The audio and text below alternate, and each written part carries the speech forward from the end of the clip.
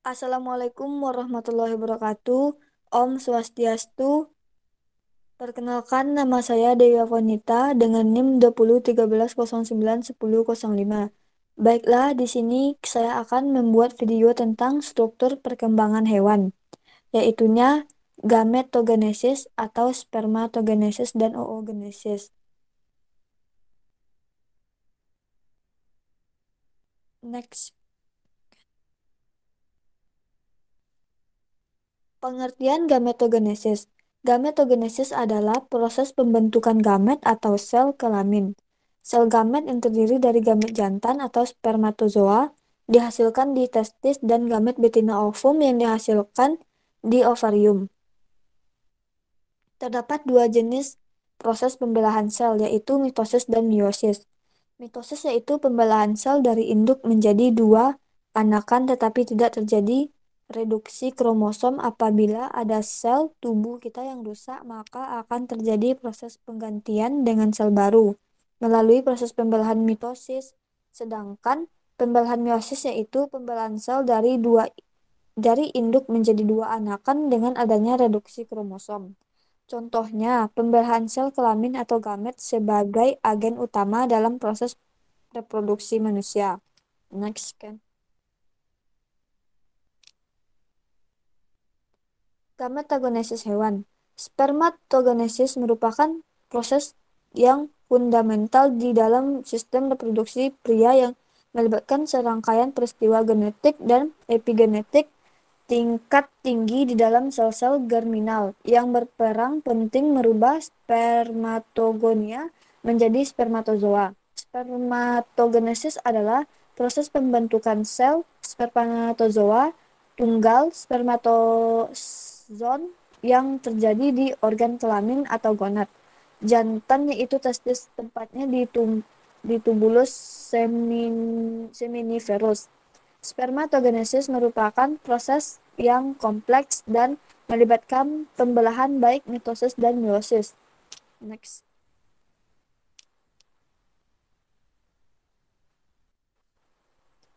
Tahapan spermatogenesis. 1.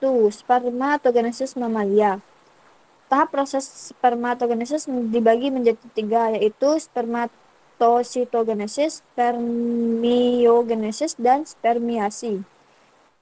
Bisa kita lihat dari penjelasan A. Spermatositogenesis adalah proses pembelahan sel dari spermatogonium menjadi spermatid. Yang kedua, spermiogenesis adalah peristiwa perubahan spermatid menjadi sperma yang dewasa.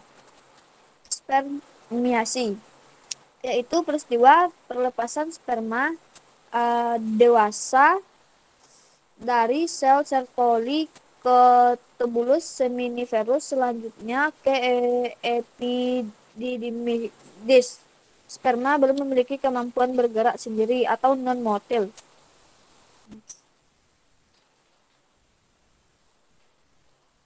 Next.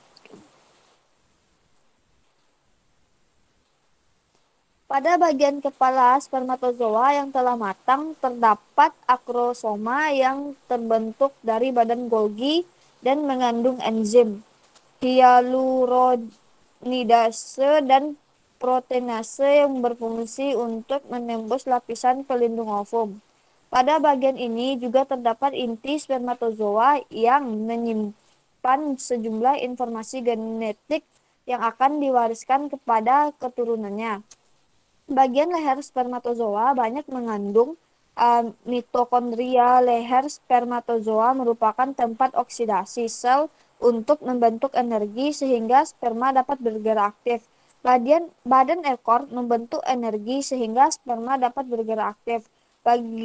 Merupakan alat gerak mendorong spermatozoa masuk ke dalam vas deferens atau ductus ejaculatorius dan menuju ovum untuk proses fertilisasi. Next. Yang kedua ada spermatogenesis aves. Spermatogenesis Spermatositogenesis merupakan spermatogena yang mengalami mitosis berkali-kali yang akan menjadi spermatosit primer. Spermatogonia merupakan struktur primitif dan dapat melakukan reproduksi atau membelah dengan cara mitosis. Spermatogonia ini mendapatkan nutrisi dari sel-sel Sertoli dan berkembang menjadi spermatosit primer. Spermatosit primer mengandung kromosom diploid 2N pada inti selnya dan mengalami meiosis. Satu spermatosit akan menghasilkan dua sel anak, yaitu spermatosit sekunder. Next. Tahap meiosis. Spermatosit satu atau disebut dengan primer menjauh dari lamina basalis. Sitoplasma makin banyak dan segera mengalami meiosis satu yang kemudian diikuti dengan meiosis 2. Sitokinesis pada meiosis 1 dan 2 ternyata tidak membagi sel benih yang melengkap terpisah, tapi masih berhubungan sesama lewat suatu jembatan atau intercellular bridge. Dibandingkan dengan spermatosit satu, spermatosit 2 memiliki inti yang gelap. Next.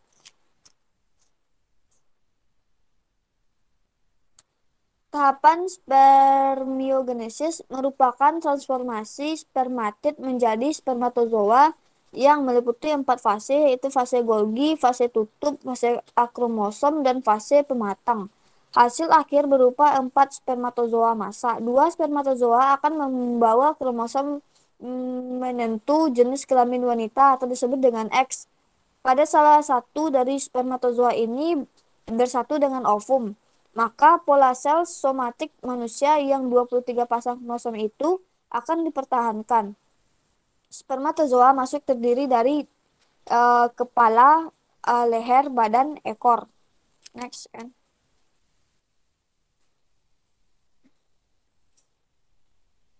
Hormon yang berperan dalam proses spermatogenesis. Hormon-hormon utama yang berperan dalam proses spermatogenesis yaitu luteinizing hormon atau disebut dengan LH, follicle stimulating hormone atau disebut dengan FSH, dan testosteron.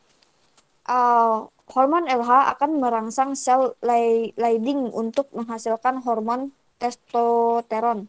Hormon testosteron akan mempengaruhi sel stertoli dengan cara meningkatkan tingkat responsivitasnya terhadap VSH dan secara simultan akan menghambat sekresi LH dengan cara mekanisme umpan balik negatif melalui poros sitoplasma lipofiseos. Hormon FSH menghasilkan APB yang disebut dengan androgen binding protein dengan mengontrol pematangan epitelium germinal dengan mempengaruhi langsung sel Sertoli dan menginduksi sel Sterli untuk memproduksi protein yang akan memacu spermatogenium untuk melakukan spermatogenesis. Next. Kan pengertian oogenesis. Oogenesis adalah proses pembentukan sel telur atau disebut dengan ovum di dalam ovarium. Oogenesis dimulai dengan pembentukan bakal sel-sel telur yang disebut oogenia atau tunggal oogenium. Pembentukan sel telur pada manusia sudah diawali sejak di dalam kandungan, yaitu di dalam ovari fetus perempuan. Pada usia akhir bulan ketiga fetus, semua oogonia yang bersifat diploid telah berbentuk dan sifat memasuki tahap pembelahan. Next kan. Proses oogenesis. Yang pertama yaitu oogenesis mamalia. Ada 5 tahap pada oogenesis, yaitu oogonium, folikel primordial, oosit primer, pembelahan meiosis pertama, oosit sekunder. Next kan. Yang kedua ada oogenesis aves. Yaitunya sel-sel kelamin primordial, folikel primordial, oosit primer, oosit primer. Next. Hormon yang berperan dalam proses oogenesis. Beberapa hormon yang berperan dalam proses pembentukan oogenesis yaitu gonadotropin releasing hormone atau disebut dengan G besar, N kecil, R besar, H besar. Follicle stimulating hormone itu disebut dengan FSH, dan luteinizing hormone disebut dengan LH. Hipotalamus menghasilkan hormon GnRH, gonadotropin releasing hormone yang menstimulasi hipofisis mensekresi hormon atau FSH dan LH. FSH dan LH akan menyebabkan terjadinya sekresi hormon estrogen dan progesteron. Hormon LH akan merangsang korpus luteum untuk menghasilkan hormon progesteron dan merangsang terjadinya ovulasi. Hormon FSH akan merangsang ovulasi dan memicu folikel untuk membentuk estrogen, memacu perkembangan folikel. Next.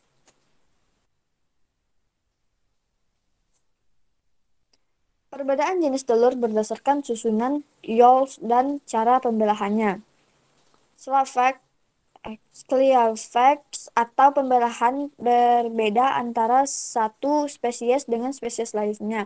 Perbedaan tersebut tergantung pada jenis telur dari spesiesnya masing-masing. Karena dengan perbedaan jenis telurnya berbeda juga tipe atau jenis pembelahan yang berlangsung dan berbeda juga pada hasil pembelahannya. Tipe telur dibedakan berdasarkan jumlah dan letak yolks atau cadangan makanannya dan dibedakan menjadi 4 jenis.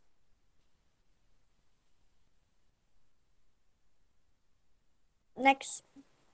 Yang pertama yaitu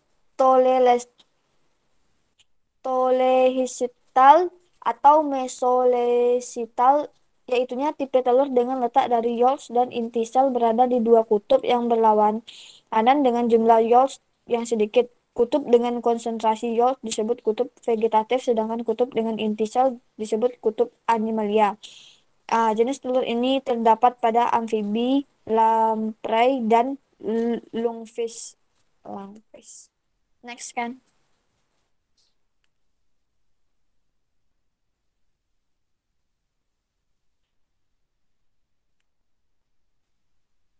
Next.